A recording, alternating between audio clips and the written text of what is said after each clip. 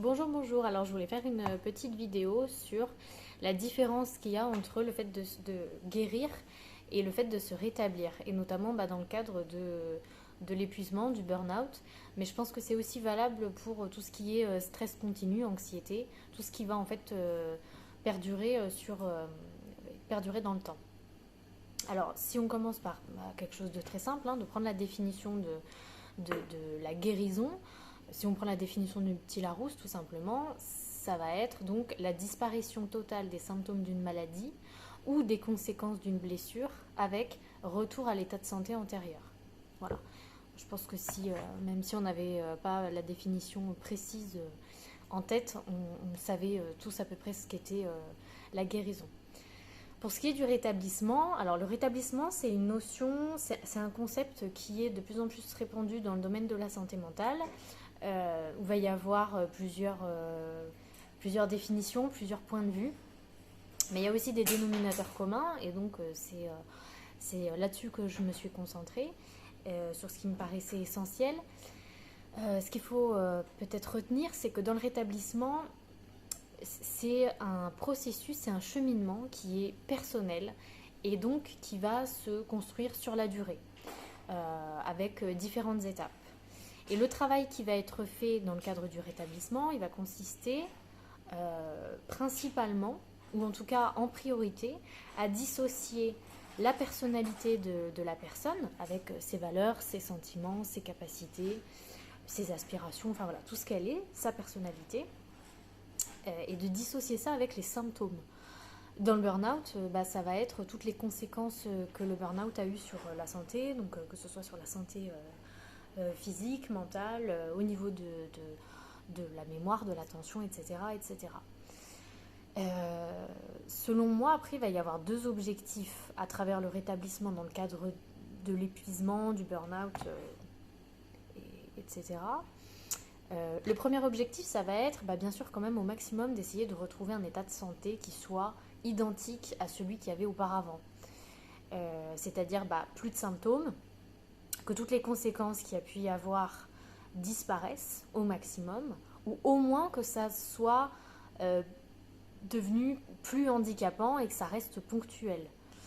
Et si c'est ponctuel, ça peut même être un indicateur d'un nouvel épuisement qui peut arriver, et ça peut être plutôt utile parce que ce sont des signes et des symptômes qui vont permettre de nous alerter sur le fait que, attention, peut-être que ça annonce de nouveau un moment d'épuisement, et ça c'est quand même pas, c'est pas négligeable.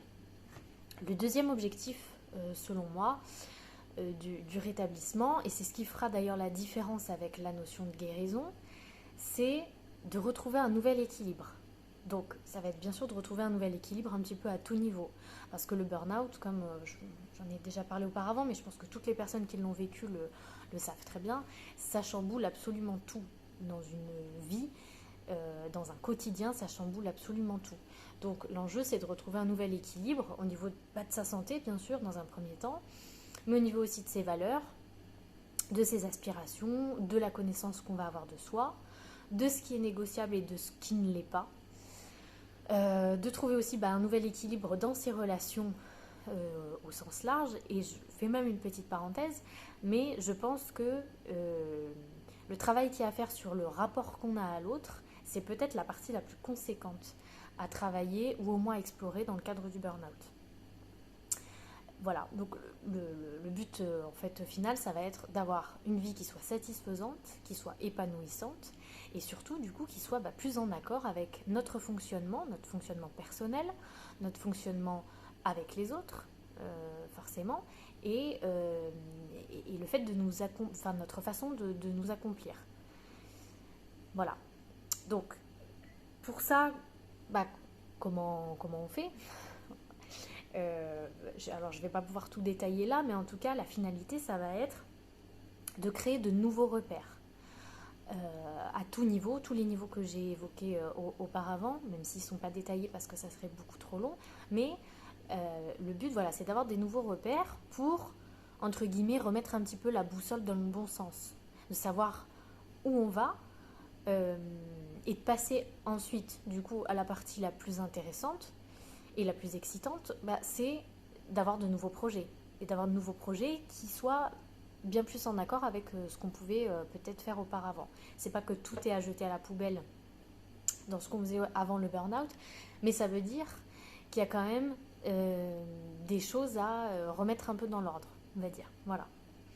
Alors, une fois que les nouveaux repères sont mis en place et qu'ils sont intégrés, déjà ça simplifie quand même énormément la vie, hein, parce que ça simplifie ses choix personnels, ça simplifie les décisions qu'on a à prendre, ça nous permet de prendre de meilleures décisions, de nous concentrer sur l'essentiel, pour nous en tout cas, et ça permet surtout d'éviter de se perdre et d'éviter de recommencer éternellement un processus d'épuisement.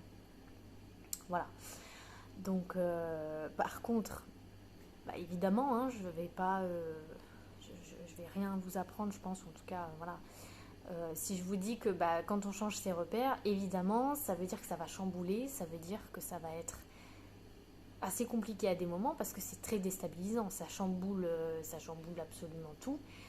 Pourquoi ? Parce qu'en fait, il y a une lutte entre la personne qu'on était auparavant, qui avait ses repères, mine de rien, même si c'était des repères qui n'étaient pas forcément toujours très bons, qui étaient même parfois délétères, ça restait quand même des repères qu'on a utilisés pendant des années, voire qu'on a utilisés depuis toujours. Il y a une lutte entre ça et le nouveau nous, entre guillemets, qui n'est pas encore habitué, qui se retrouve déstabilisé de façon assez régulière dans son processus de rétablissement, parce que le cerveau, tout simplement, n'aime pas les changements, en fait. Hein. C'est assez connu, mais ça, c'est vrai. Le cerveau n'aime pas les changements. Il n'aime pas quand les repères qu'il a toujours connus, même s'ils n'étaient pas tous très bons, qu'à ce moment-là, il saute. Donc c'est très compliqué, mine de rien. Voilà. Ça reste une épreuve. Le rétablissement, ça reste quand même une épreuve. Alors, je finis juste en expliquant que c'est l'une des raisons pour lesquelles j'ai créé du coup mon accompagnement. C'est d'une part pour permettre de créer de nouveaux repères, parce que à mon sens c'est quand même l'enjeu principal. C'est un travail qui est conséquent, mais pour ça il existe quand même, on peut utiliser des méthodes concrètes, en tout cas moi c'est ce que je fais, et je peux vous assurer que sans parler de protocole rigide, il y a quand même des choses très très concrètes qui peuvent être faites et qui permettent surtout de gagner du temps dans son processus de rétablissement. Et la deuxième chose pour laquelle j'ai créé cet accompagnement, c'est aussi pour aider les personnes à tenir sur la distance, parce que, comme je viens de l'expliquer, le processus de rétablissement, c'est quelque chose de très éprouvant, difficile. C'est difficile parfois de maintenir le cap, de ne pas avoir de doute, hein, on le sait tous, hein, moi je l'ai vécu, mais je sais que toutes les personnes qui ont vécu le burn-out le disent d'ailleurs, mais tant qu'on n'a pas vécu ça, on ne sait pas ce que c'est, on ne sait pas en fait à quel point c'est complètement destructeur, et ça ravage un petit peu tout. Donc il y a des moments très inconfortables, des moments de doute, et c'est tout l'intérêt aussi de se faire accompagner par une personne qui connaît ce que vous avez vécu. C'est de bénéficier de son expérience et du fait qu'elle ait pu structurer son accompagnement. C'est en tout cas ce que j'ai essayé de faire. Voilà. Écoutez, j'espère que ça aura pu aider certains d'entre vous, cette petite vidéo, pour faire la différence entre la guérison et le rétablissement. Et je vous souhaite une bonne journée ou une bonne soirée.